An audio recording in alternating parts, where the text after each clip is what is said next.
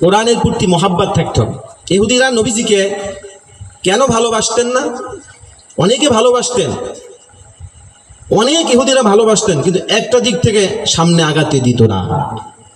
একটা দিক থেকে, যে কেন? যে সে যদি রাষ্ট্রপতি হয় তাহলে মানুষটার এই দেশে রাষ্ট্রপতি থাকবে না, মানুষ তো হেরোইনখোর থাকবে না, মানুষ তো গাঞ্জাখোর থাকবে না, তাহলে মানুষ খুনিও থাকবে না, খুন করতে পারবে না, অন্যায় অবিচার করতে পারবে না। যার কারণে নবীজিকে রাষ্ট্রের প্রধান হতে দেওয়া যাবে না, রাষ্ট্রপতি হতে দেওয়া যাবে না। কিন্তু ঠেকাইতেও পারে নাই। পেরেছিলেন? পারেন না। আল্লাহ রাব্বুল আলামিন কুরআনুল কারীমের মধ্যে বলেন, ওয়ালান তারদা আনকাল ইয়াহুদ ওয়ালান নাসারা ولن نصار حتى تتبع ملتهم قل إن هدى الله هو الهدى ولئن اتبعت أهواءهم بعد الذي جاءكم من الله من ولي ولا نصير। الله أكبر। সূরাতুল বাকারা 121 নম্বর আয়াতের মধ্যে আল্লাহ রাব্বুল আলামিন জানিয়ে দিলেন, হে নবী, আপনাকে কাফের বেঈমানেরা ভালোবাসবে না, আপনাকে মন দিয়ে ভালোবাসবে না। আজ বর্তমানে এক শ্রেণী মানুষ আছে, ক্ষমতাশীল আছে, তারা শুধু ইয়া নবী পড়ানোর জন্য, ইমামতি করানোর জন্য আলেমদেরকে ভালোবাসেন, ঠিক কিনা বলেন? মুন্সি মৌলবীদেরকে ভালোবাসেন। ও বন্ধু, এই ভালোবাসা কিন্তু আখিরাতের ভালোবাসা নয়।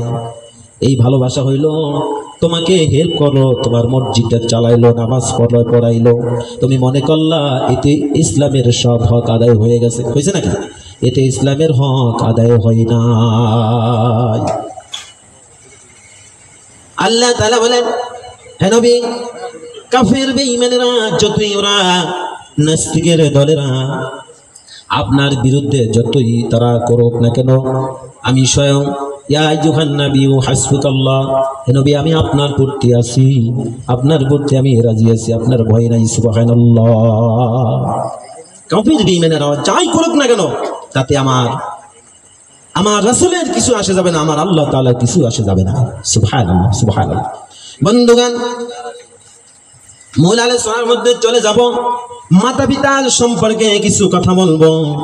আজ এই পৃথিবীতে শুধু গোটা বাংলার জমিন নয়, 56,000 বর্গ কিলোমিটার এই বাংলাদেশটা শুধু নয়, তাম পৃথিবীতেই মাতা পিতার কোনো কদর মর্যাদা নাই, ঠিক কিনা বলেন? মাতা পিতাকে সবচেয়ে ঘৃণিত করে এক শ্রেণীর মুনাফিক দলেরা, কুসন্তান, বাবার কুসন্তানেরা মাতা পিতাকে অবহেলিত করে, বিদ্রোহ আশ্রমে রাখে। দেখে চোখে পানি ধরে রাখা যায় না যে বাবা মা এত কষ্ট করেছে, লালন পালন করেছে। আল্লাহ রাব্বুল আলামিন কুরআনুল কারীমের মধ্যে একটি নয়, দুটি থেকে তিনটি জায়গায় কুরআনুল কারীমের মধ্যে ঘোষণা করেছেন, ও পৃথিবীর মানুষ, আমার ইবাদতের পাশাপাশি তোমার মায়ের খেদমত করবে, তোমার বাবার খেদমত করবে। সুবহানাল্লাহ। মাতা পিতাকে কষ্ট দিয়ে তুমি যদি হজ করতেও যাও, তোমার হজ কবুল হবে না, তুমি মাতা পিতাকে কষ্ট দিয়ে, মাতা পিতার খেদমত না করে তুমি যদি 50 বার হজ করো, তুমি যদি হাজি হও, আল হাজ লেখো, তোমার হজ কবুল হবে না। আল্লাহর লানত তোমার উপরে আসবে, গজব আসবে।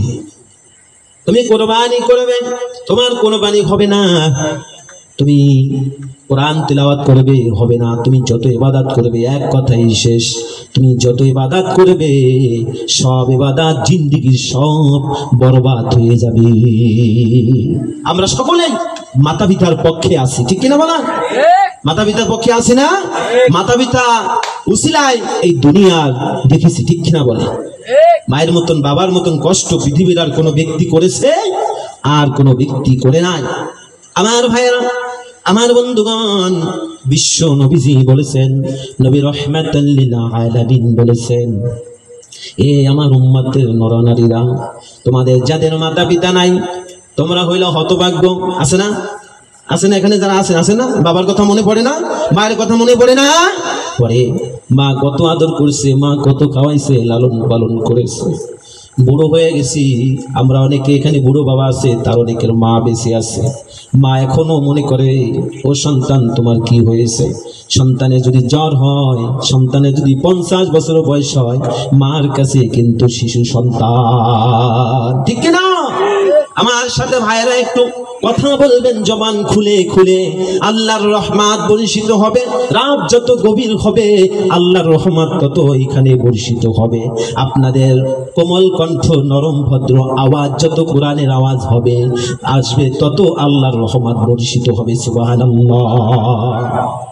আল্লাহর নবীজি বলেন, তোমাদের মাতা পিতা যাদের নাই তোমরা একটি কাজ করবে, প্রতি শুক্রবার জুমার দিন তোমরা তোমাদের মাতা পিতার কবরস্থানে গিয়ে কবর জিয়ারত করবে। তাহলে মাতা পিতার হক আদায় হয়ে যাবে।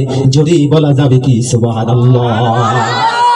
আপনি যা জানেন একবার সূরা ফাতিহা, সূরা ফাতিহা তো জানি, সূরা আল-হামদ, 3বার সূরা ইখলাস, আর দুরূদ ইব্রাহিম যেটা আমরা নামাজের মধ্যে দুরূদ পড়ি, এই দুরূদ পড়ি আমরা। এরপরে তওবা করে কাবার দিক ফিরে আমরা আল্লাহ তাআলার কাছে মাতা পিতার জন্য দোয়া করব।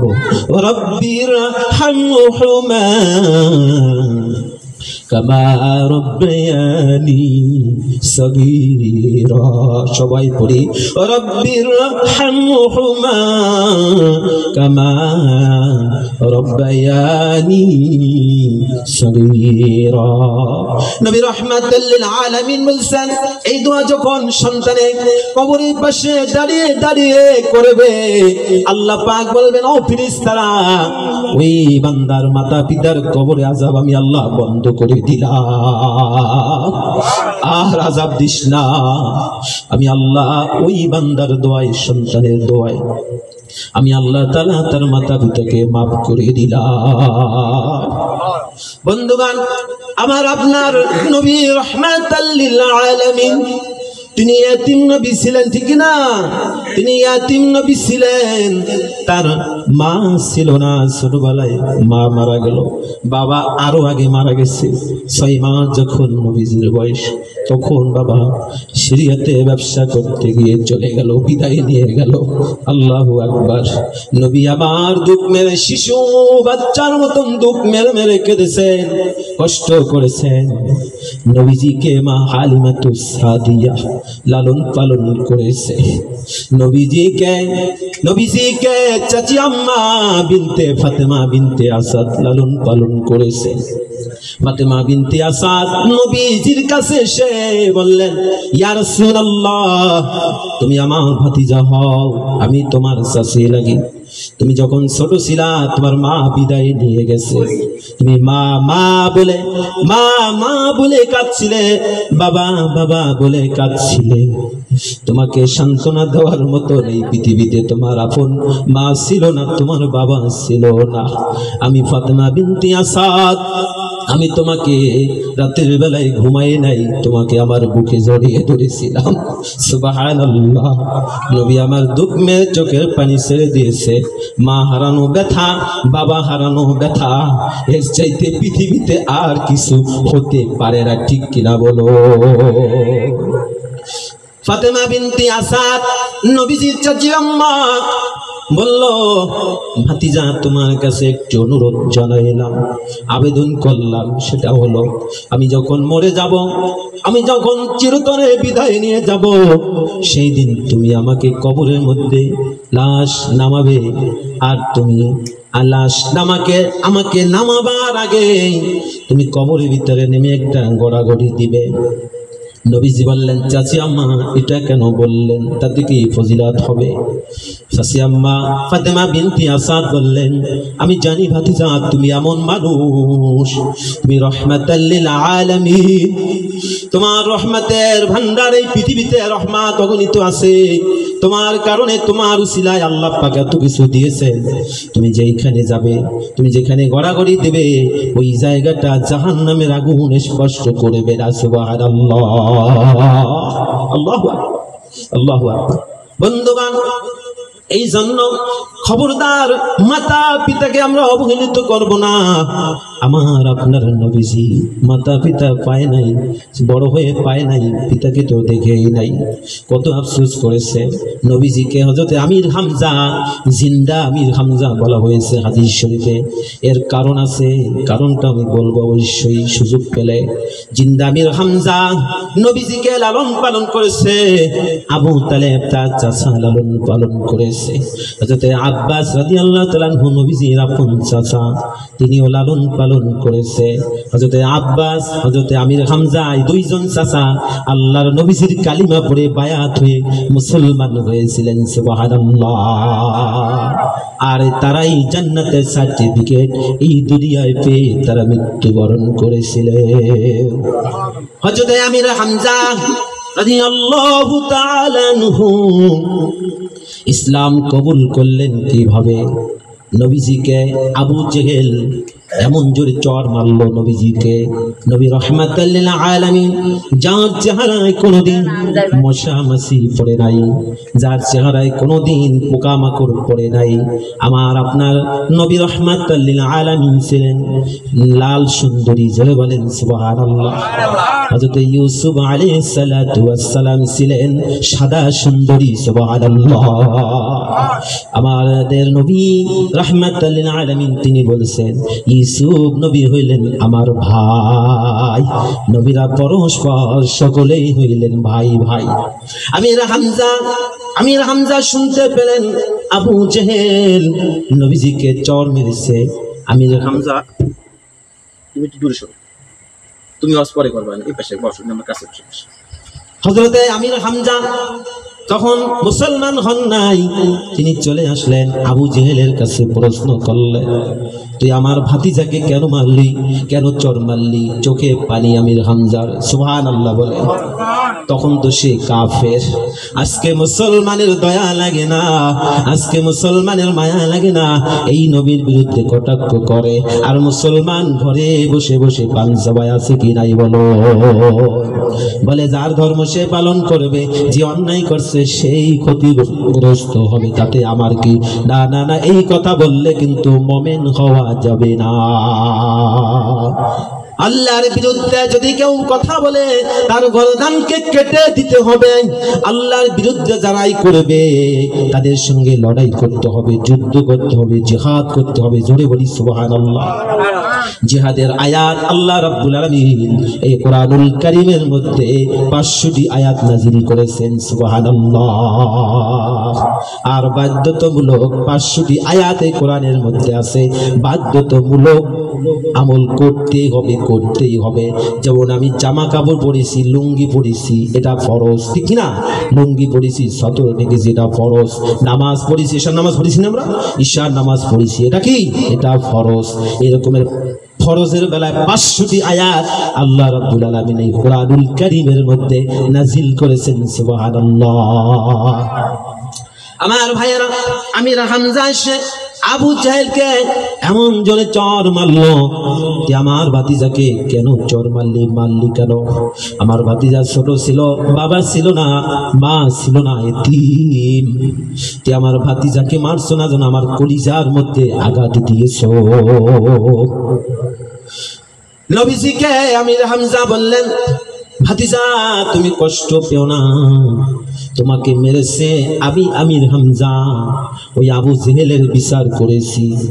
আবু জেহেল তো রাষ্ট্রের প্রধান, আমি আবু জেহেলের বিচার করতে সক্ষম হয়েছি, তুমি চিন্তা করবে না, তুমি কোনো মনে ব্যথা নেবে না। নবী আমার বললেন, চাচা আপনি কাকে আপনি আমাকে বুঝাচ্ছেন?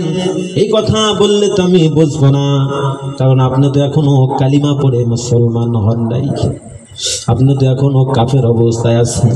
আপনি যতই আমাকে ভালোবাসেন, কিয়ামতের ময়দানে আমি আপনাকে উম্মাত বলে শাফায়াত করতে পারবো না। আমি আপনাকে চাচা বলে, আপন বলে আমি কোনো সহযোগিতা করতে পারবো না। আমির হামজা বুঝতে পারলেন। হযরতে আমির হামজা বললেন, আবু জাহেল তোকে আজকে সামনে রেখে আমি কালিমা পড়ে মুসলমান হয়ে গেলাম। সবাই পড়ি লা ইলাহা ইল্লাল্লাহু মুহাম্মাদুর রাসূলুল্লাহ সাল্লাল্লাহু আলাইহি ওয়াসাল্লাম। একটু জিকির করি লা ইলাহা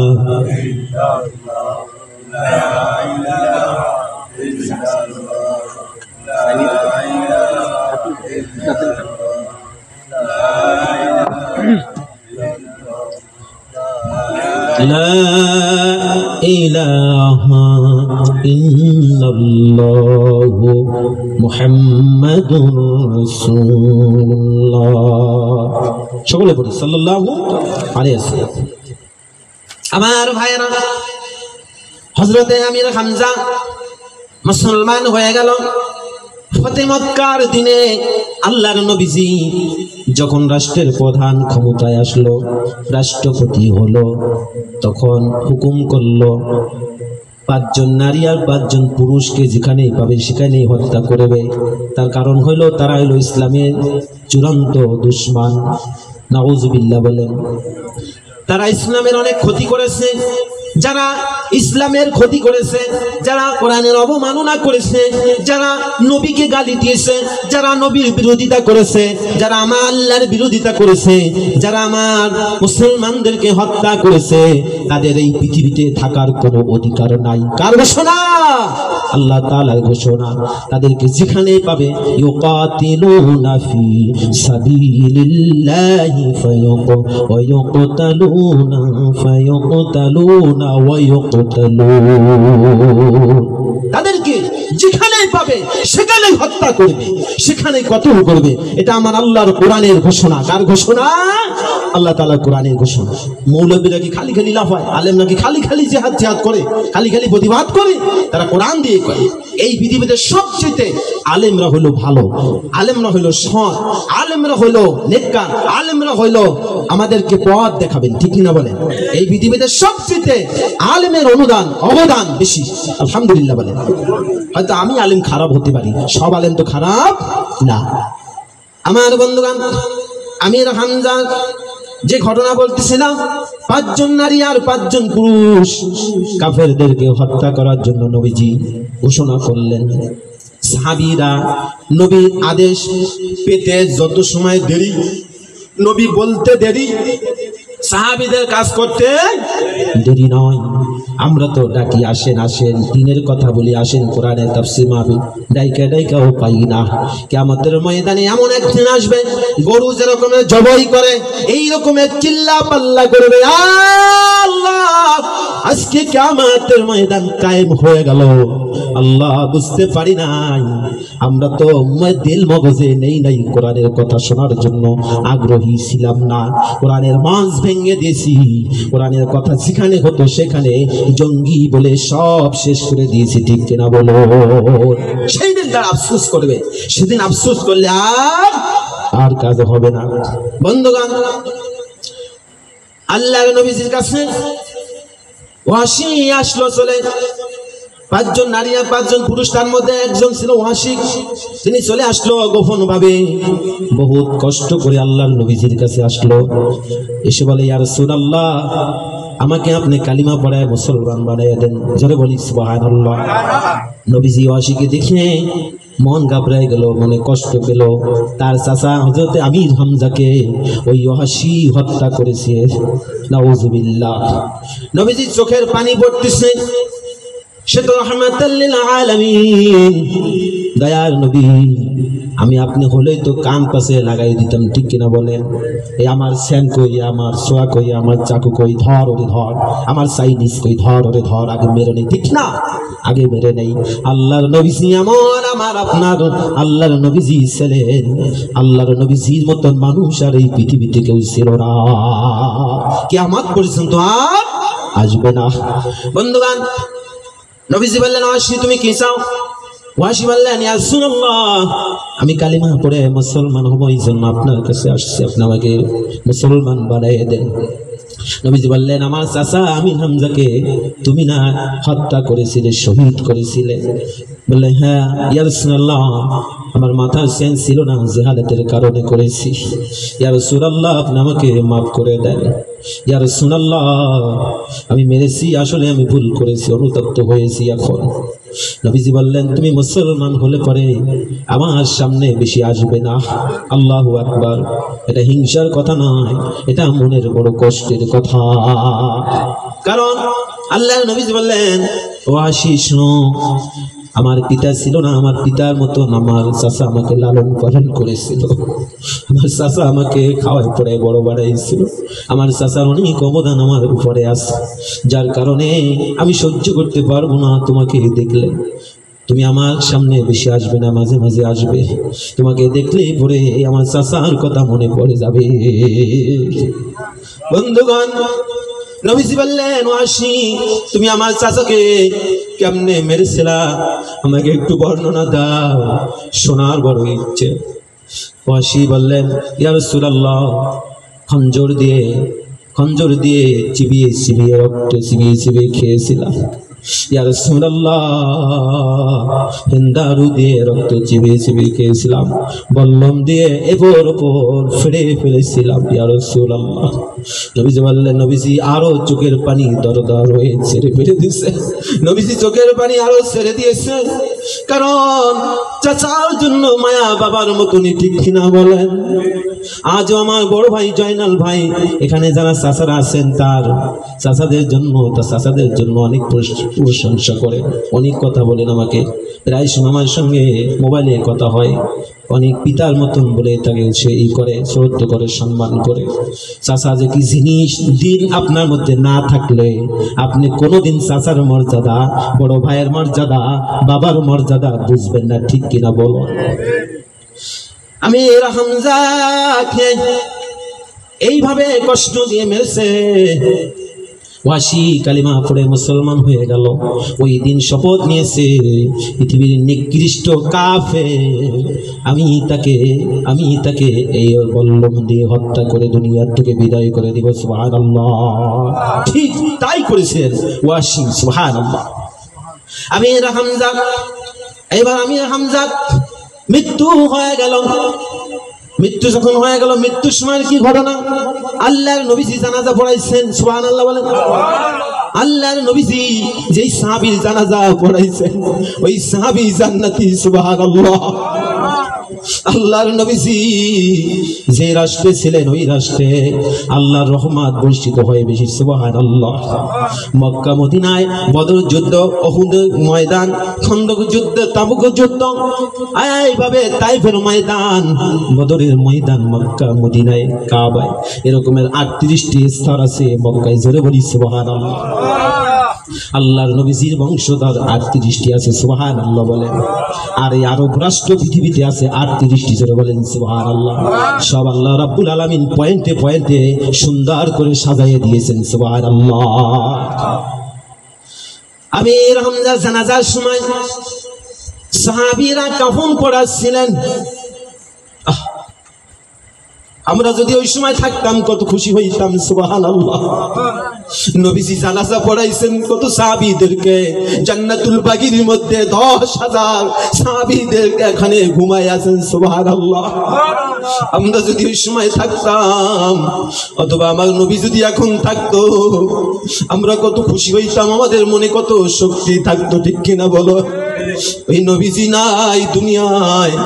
দুনিয়া এখন যেমন গাড়ির ড্রাইভার না থাকলে গাড়ি চলে না, নৌকার মাঝি না থাকলে নৌকা চলে না, বিমানের পাইলট না থাকলে বিমান চলে না, লঞ্চের সারেন না থাকলে লঞ্চ চলে না, স্টিমারও চলে না। এইভাবে আল্লাহর নবীজি জীবন ত্যাগ করে যেই দিন থেকে পৃথিবী থেকে চলে গিয়েছে, সেই দিন থেকে এই পৃথিবীতে আর শান্তি আসে না, ঠিক কিনা বলেন? আমার ভাইয়েরা, আমার বন্ধুগণ, যে লাইনে ঢুকবো সেই লাইনে রাত কেটে যেতে পারে, কিন্তু সময় সুযোগ নাই। বন্ধুগণ, লম্বা আলোচনা করব না। হযরত আমির হামজার জানাজার সময় কাফনের কাপড় শর্ট হয়েছে, ছোট হয়ে গেছে, মাথা ঢাকে দেয়, পা ঢাকে না, শর্ট পড়ে গিয়েছে। কত অভাব ছিল তখন। মাথা ঢাকে, পা ঢাকে না, পা ঢাকে তো মাথা ঢাকে না। সাহাবীরা বললেন, ইয়া রাসূলুল্লাহ, ইয়া হাবিবাল্লাহ, হুজুর এখন কি করব বলেন, মাথা ঢাকে তো পা ঢাকে না। নবী আমার বললেন, তোমরা আমার চাচার মাথাটা আগে ঢেকে দাও, সুবহানাল্লাহ।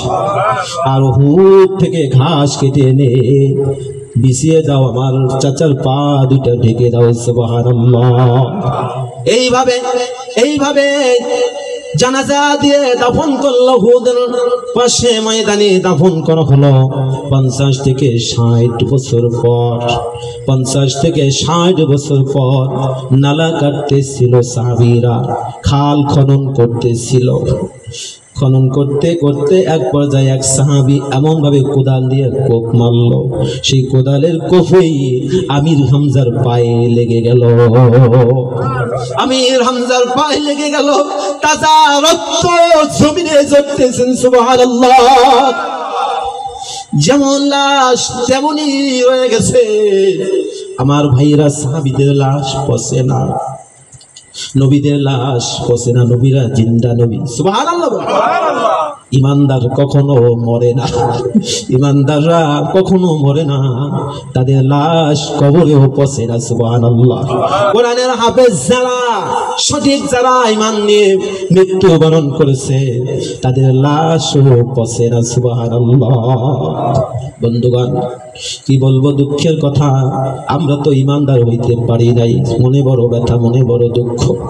কি অবস্থা হবে কবরে গেলে, মৃত্যুর সময় কি অবস্থা হবে জানি না। আল্লাহ পাক রব্বুল আলামিন তিনি ভালো জানেন। কিছু চাই না আল্লাহর কাছে, কিছু চাই না। দুনিয়ার ধন সম্পদ অগণিত আমার দরকার নাই।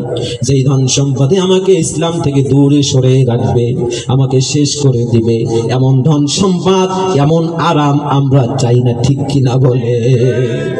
আল্লাহর কাছে চাই হেদায়াত, হেদায়াত, হেদায়াত নিয়ে যেন আল্লাহর কাছে পৌঁছতে পারি, সুবহানাল্লাহ। শুকরিয়া আদায় করব, আমরা শুকরিয়া আদায় করব। শুকরিয়া যিনি আদায় করবেন, আল্লাহ তাআলা তাদেরকে কি করেন? পছন্দ করেন। শুকরিয়া আদায় করতে হবে। মুসা আলাইহিস সালামের জমানায় নবীজি রাস্তা দিয়ে হেঁটে হেঁটে যাচ্ছিলেন, এমন অবস্থায় কিছু সংখ্যক হাঁস মুসা নবীর সঙ্গে কথা বলেছেন, সুবহানাল্লাহ। মুসা নবীকে প্রশ্ন করলেন, হাঁস বললেন, বৃষ্টি কবে আসবে? বৃষ্টি দরকার, বৃষ্টি না হলে তো জমিনে আমরা ছটফট করে মরে যাচ্ছি, ফসল হচ্ছে না, বৃষ্টি প্রয়োজন নাই, বলেন বৃষ্টি দরকার। সূরাতুন নাবা, কোরআনুল কারীমের 30 নম্বর পারা প্রথম সূরাটার নাম হলো সূরাতুন নাবা।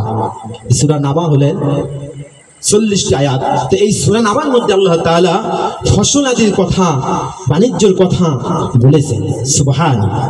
এবং বৃষ্টি এবং মাটি এবং মৃত্যু, অনেক কথাই এই সূরার মধ্যে বলেছেন। হাঁস বলল, ভাই মুসা, কবে এই দেশে বৃষ্টি আসবে? মুসা আলাইহিস সালাম আল্লাহর সঙ্গে সওয়াল করতে লাগলো, হে আল্লাহ তাআলা, কখন এই রাষ্ট্রে বৃষ্টি হবে? হাঁস একটু জানতে চাচ্ছেন। সুবহানাল্লাহ, সুবহানাল্লাহ। দেখেন কি গুরুত্ব দিল মুসা নবী। আর হাঁস তো আশরাফুল মাখলুকাতের মধ্যে শ্রেষ্ঠ জাতি না, শ্রেষ্ঠ জাতি হলো কি? মানুষ। শ্রেষ্ঠ জাতি হলো মানুষ। এই মানুষকে তো মুসা আলাইহিস সালাম সম্মান করেছে। আবার হাঁস মাখলুকাতের মধ্যে একটা মাখলুকাত, এই মাখলুকাতের কথাও মুসা আলাইহিস সালাম অনেক রাগী মানুষ, একটু তোতলা ছিল। যেমন বেলাল রাদিয়াল্লাহু তাআলা একটু তোতলা ছিল, মুসা আলাইহিস সালাম তোতলা ছিল। আল্লাহর সঙ্গে 36 বার সওয়াল, কোরআনের কারীমের মধ্যে 36 বার আসছে।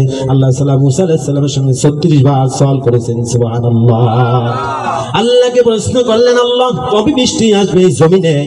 আল্লাহ তাআলা বলে দিলেন, মুসা তুমি বলে দাও 500 বছর পর অথবা 1000 বছর পর বৃষ্টি আসবে, সুবহানাল্লাহ। মুসা আলাইহিস সালাম হাঁসকে বলে দিলেন, আর হাঁস সঙ্গে সঙ্গে বললেন আলহামদুলিল্লাহ। আল্লাহ তাআলা এটা শুনেই আল্লাহ তাআলা হাঁসগুলাকে পছন্দ করে, তার কথা অনুযায়ী, হাঁসের কথা অনুযায়ী আল্লাহ তাআলা সঙ্গে সঙ্গে রহমতের বৃষ্টি নাজিল করেছেন, সুবহানাল্লাহ। এখন গজবের বৃষ্টি হয়। এখন কি বৃষ্টি হয়? গজবের বৃষ্টি হয়। তাতে নাজাত আমরা পেতেও পারি, নাও পেতে পারি। বন্ধুগণ, এই হলো আজকে আমাদের আমলের ফলাফল। জহারাল ফাসাদু ফিল বাররি ওয়াল বাহরি বিমা কাসাবাত আইদিন নাস। আল্লাহ তাআলা বলেন, জলে বিলে বাহারে যা কিছু আছে, যা কিছু ঘটতেছে, এই সব হলো তোমাদের দু হাতের কামাই। তোমরা যেমনি আমল করছো, তোমরা দৌড়াও খাজা বাবার দরবারে, তোমরা দৌড়াও 9 রশি 8 রশি, তোমরা দৌড়াও বিভিন্ন আস্থানায়, ঠিক কিনা? তবে এখানকার মানুষ না, আমি অন্য জায়গার কথা বলতেছি। এখানকার মানুষ ভালো, আল্লাহর ওলির দরবারে যায়, আমি জানি। আমার এই বাগেরহাট অঞ্চলের মানুষ অনেক ভালো, অনেক ভালো। বাংলাদেশ তো ঘুরতে ঘুরতে বহুত জায়গায় ঘুরেছি, দেখেছি। আমার বাগেরহাট জেলা, আমার খুলনা বিভাগে আলহামদুলিল্লাহ অন্যান্য জেলার চেয়ে, বিভাগের চেয়ে অনেক ভালো, অনেক ভালো। ধানের মধ্যে তো চিটা থাকবে, থাকবে না? দুটি একটি থাকবে, না থাকলে তো আমার আপনার ইমান তাজা হবে না। বন্ধুগণ, এইভাবে আল্লাহর প্রতি ঈমান আনছেন ইহুদিরা। এসব দেখে ইহুদিরা মুসলমান হয়ে গেছেন, কাফেররা নবীর হাতে বায়াতে মুসলমান হয়ে গেছেন। বন্ধুগণ, আল্লাহ পাক বলেন, ওয়া কাযালিকা নুওয়াল্লি বা'দাল যালিমিনা বা'দাম বিমা কানু ইয়াকসিবুন। সূরা আনআম 129 নম্বর আয়াতের মধ্যে আল্লাহ রাব্বুল আলামিন বলেন, এ পৃথিবীর মানুষ, এ মুসলমানের রাষ্ট্র, মুসলমানের দেশের মানুষ, শোনো, তোমরা যখন আমার কোরআন বাদ দিয়া অন্য মন্ত্রকে মানবা, তোমরা যখন কোরআনকে বাদ দিয়া অন্য কিছু পার্লামেন্টে উঠাবা, তোমরা যখন কোরআনের আইন শাসন বাদ দিয়া মানুষের আইন তৈরি করা মতবদ্ধ আইন দিয়া যখন চলবা, তখন আমি ওই দেশে একজন রাষ্ট্রের মধ্যে জালিম সরকার নিযুক্ত করে দে। ঠিক কিনা বলেন? জালিম সরকার দেন। আর এই জালিম সরকার দিয়ে আমি তোমাদেরকে নির্যাতন চালাই। অতএব তোমরা ভয়, আল্লাহকে ভয় করো। ইন্নী আখাফুল্লাহ, আল্লাহ তাআলাকে ভয় করো, রবকে ভয় করো, রবকে ভয় করো। উবুদু, তোমরা আল্লাহ তাআলার ইবাদত করবে, তোমরা তোমাদের রবের ইবাদত করবে, আর কারো ইবাদত করবে না। সুবহানাল্লাহ। আপনাদের কি কষ্ট হচ্ছে? রাগ করতেছেন? ইনশাআল্লাহ যত সময় আসি থাকবেন তো? আলহামদুলিল্লাহ, আলহামদুলিল্লাহ। একটু জিকির করি, লা ইলাহা ইল্লাল্লাহ, লা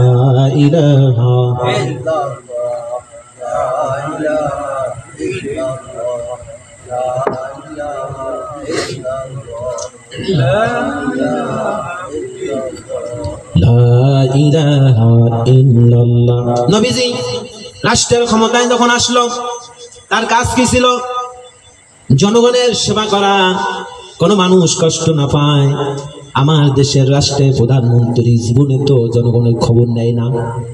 খাইয়া আসো না বাইসে আসো, আজ পর্যন্ত 54 বছরের মধ্যে কোনো বাড়িতে কি সরকারি কোনো লোক আসছে? আসছে নাকি? আসে নাই। তাহলে কিসের নবীর উম্মত বলে দাবি করো? তাহলে কিসের হাজি বলে দাবি করো? কিসের গাজী বলে দাবি করো? কিসের সেনাপতি বলে দাবি করো?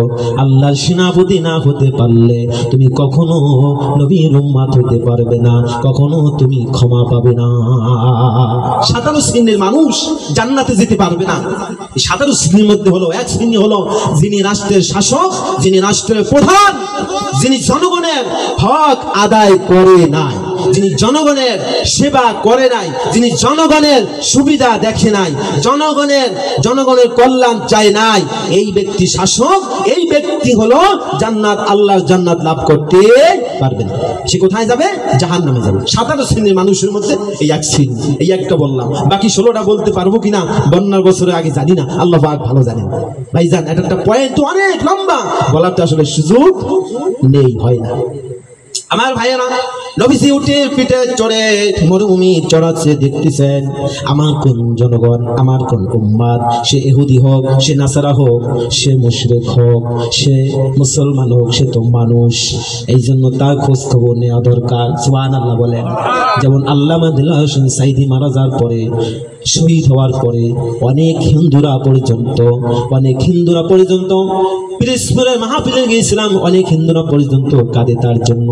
বলে অনেক মহিলারা বলছে, এখনো বলে, মিডিয়ায় বলে, সাইদি সাহেব মারা গেছে, আমার সংসারে অনেক টাকা পয়সা দিত, ওষুধ পানি কেনার জন্য টাকা দিত, আমার সন্তান দিত না, আমার সন্তান আমাকে ভাত দিত না, এবং আমার স্বামী নেই, আমি বিধবা হয়েছি। হুজুর যখন আসতো বাড়িতে আমার খবর নিত, ডাক দিত, এসে কিছু টাকা পয়সা দিত, কিছু ওষুধ পানি দিত। জোরে বলি সুবহানাল্লাহ। আল্লাহর বান্দা আল্লামা সাইদির মতন আলেম, আল্লামা বিশ্ববরণ্য আলেম সাইদির মতন নরম ভদ্র মানুষ আর বাংলার জমিনে পাবো কিনা সন্দেহ, বলেন ঠিক কিনা? কারণ আমি তার পাশে ছিলাম, তার পাশে দাঁড়িয়ে দাঁড়িয়ে তার তারাবির নামাজ আদায় করেছি রমজান মাসে আল্লামা সাইদি ফাউন্ডেশনে বড় মসজিদে, তার ডান সাইডে দাঁড়িয়ে পড়েছিলাম। আসলে অনেক নরম ভদ্র মানুষ, তার হাত দুটো একদম নরম, তুলোর মতন নরম। সুবহানাল্লাহ। একদিন বললাম, হুজুর আপনার হাত এত নরম কেন? বলল, তুমি আর প্রশ্ন পাও নাই, তুমি আমাকে এই প্রশ্ন করলা। খুব নরম, খুব কোমল, হাসি তামাশার লোক ছিল, আলহামদুলিল্লাহ।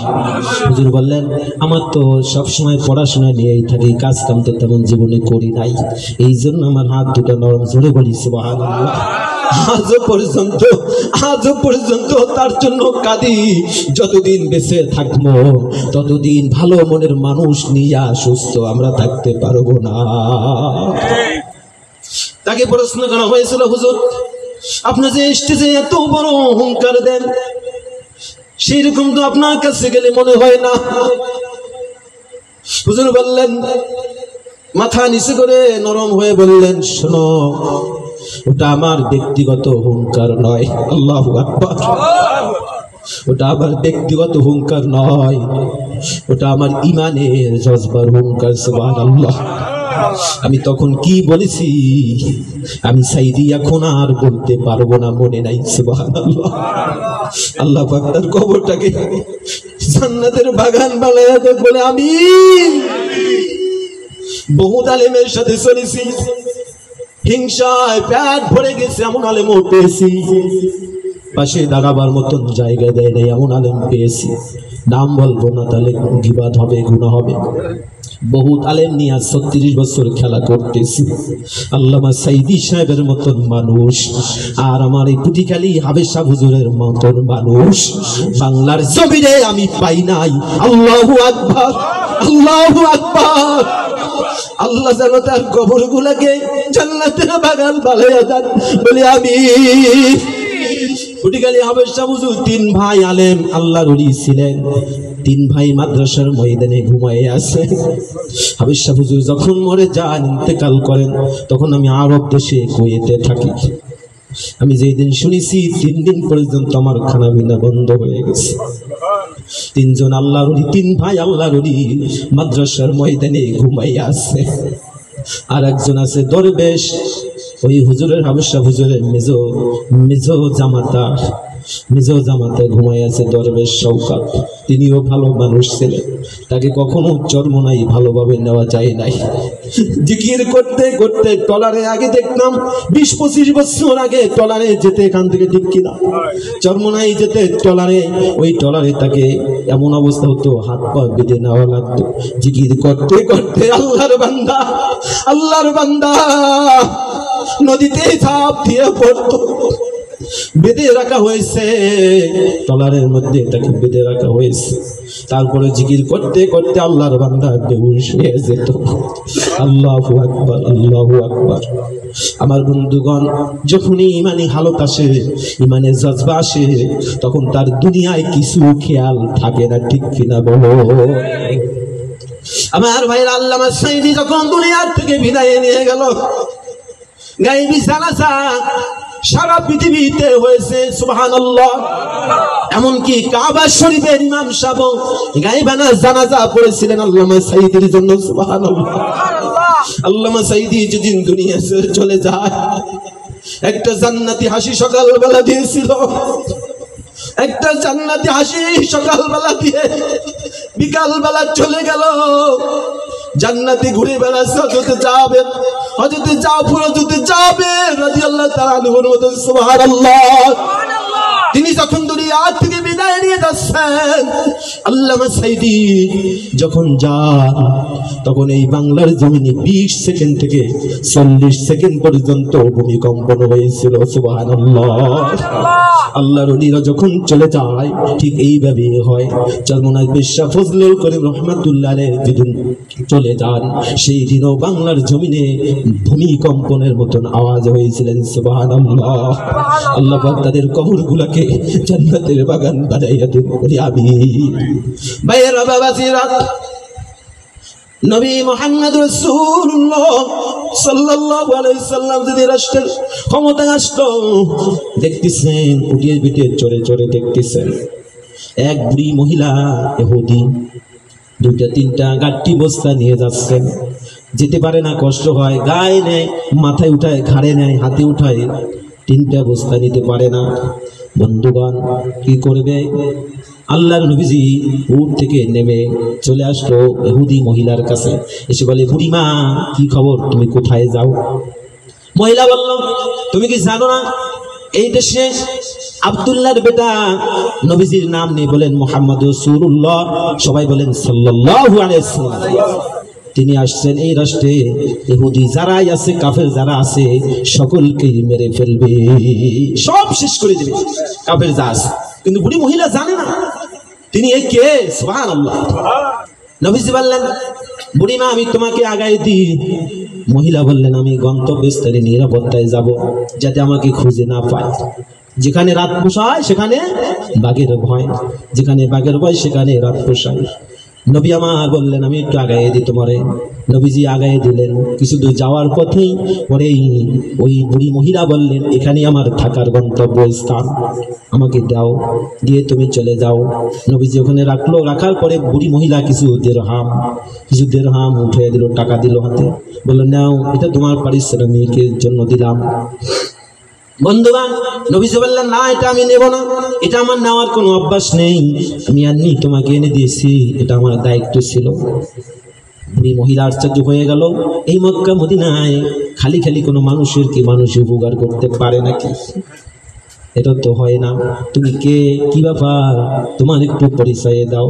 দেখেন আল্লাহর রহমত কিভাবে বর্ষিত হয়, ওই মহিলাও জান্নাতি হয়ে যাবেন, এই জন্য আল্লাহর নবীজি সেখানে পৌঁছে দিয়েছেন। আল্লাহ পাক সুবহানাল্লাহ। নবীজি বললেন, বুড়িমা তুমি যার ভয়ে এই পর্যন্ত পালাতে এসেছো, নিরাপত্তায় এসেছো, আমি সেই আব্দুল্লাহর বেটা নবী মুহাম্মদ রাসূলুল্লাহ সাল্লাল্লাহু আলাইহি ওয়াসাল্লাম। বুড়ি মহিলা আশ্চর্য হয়ে গেল, হতভম্ব হয়ে গেল, তুমি সেই লোক, তা কি করে হয়, তা কি করে হয়? তোমার নামে এই দেশের বড় বড় নেতা লিডাররা, ইহুদিরা, ইহুদিদের পণ্ডিতরা সমালোচনা করে, এই দোষ সেই দোষ বলে, আর তুমি আজকে আমাকে আগাই দিলা।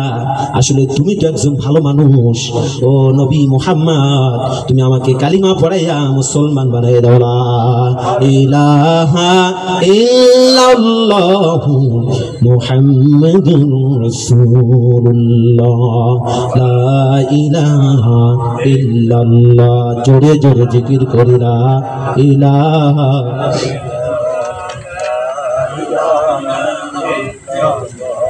লা ইলাহা ইল্লাল্লাহু মুহাম্মাদুর রাসূলুল্লাহ সাল্লাল্লাহু আলাইহি ওয়াসাল্লাম।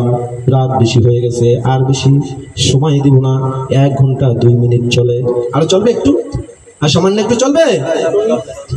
আলহামদুলিল্লাহ।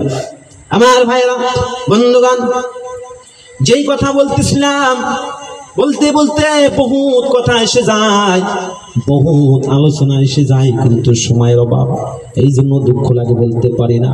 আমি জানি আপনারা আলোচনা, দীর্ঘ আলোচনার সময়ের লোক, আল্লাহর বান্দারা, আপনারা শোনেন মন দিয়ে, আমি জানি।